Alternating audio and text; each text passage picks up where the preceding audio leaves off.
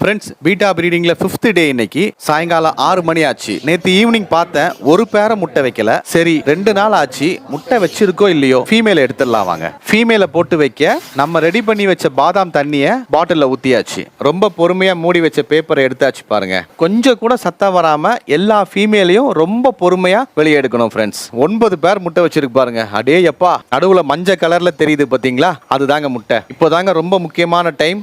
மேல் வந்து கொஞ்சம் கூட பயப்படாத மாதிரி நம்ம அந்த ஃபீமேலை வெளியே எடுக்கணும். பக்கெட்டோ இல்ல உள்ள இருக்க தண்ணியோ பாத்தீங்கன்னா கொஞ்சம் கூட ஆடக்கூடாது.